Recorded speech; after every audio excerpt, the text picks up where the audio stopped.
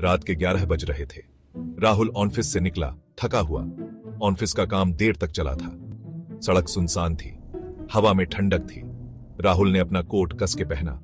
उसके कदम तेज हो गए। वह जल्दी घर पहुंचना चाहता था। सड़क के किनारे पेड़ थे। हवा चलने से पेड़ों की शाखाएं हिल रही थीं। राहुल को अजीब सी आवाजें सुनाई दे रही थीं।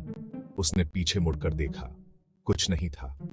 शायद मुझे काम की वजह से थकान हो रही है, उसने सोचा।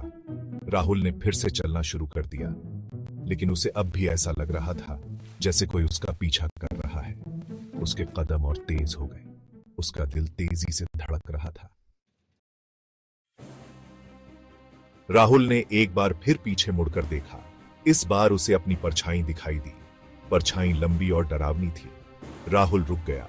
उसकी परछाई भी रुक गई। राहुल ने गहरी सांस ली और फिर से चलने लगा। परछाई भी उसके साथ साथ चल रही थी। राहुल को अब डर लगने लगा था। उसने सोचा, यह कोई साधारण परछाई नहीं है। वह तेजी से चलने लगा, लगभग दौड़ने लगा। परछाई भी उसके साथ साथ दौड़ रही थी। राहुल ने अपनी रफ्तार और बढ़ा दी।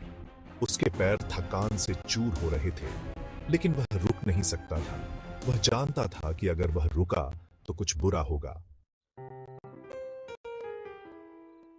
अचानक राहुल एक गली में मुड़ गया। वह एक दीवार के पीछे छिप गया। उसने अपनी सांस रोकी और इंतजार किया। कुछ देर बाद उसने देखा कि उसकी परछाई गली में आ रही है। परछाई धीरे धीरे आगे बढ़ रही थी, जैसे वह किसी को ढूंढ रही हो। राहुल दीवार के पीछे छिपा रहा। उसका दिल जोर जोर से धड़क रहा था। तभी परछाई दीवार के पास आकर रुक गई। राहुल अपनी आंखें बंद करके खड़ा रहा। 1 मिनट बीत गया, 2 मिनट बीत गए, लेकिन कुछ नहीं हुआ। राहुल ने हिम्मत करके अपनी आंखें खोली। परछाई वहां नहीं थी। राहुल ने राहत की सांस ली। वह दीवार के पीछे से बाहर आया और अपने घर की तरफ चलने लगा, लेकिन तभी उसे अपनी पीठ पर किसी के होने का एहसास हुआ। धीरे धीरे, बहुत डरते हुए राहुल ने पीछे मुड़कर देखा। उसके सामने एक आदमी खड़ा था, लेकिन यह कोई आम आदमी नहीं था। यह आदमी बिल्कुल राहुल जैसा दिखता था। चेहरा, कद, कपड़े, सब कुछ एकदम राहुल जैसा। राहुल डर के मारे सन्न रह गया। उसके मुंह से एक शब्द भी नहीं निकला।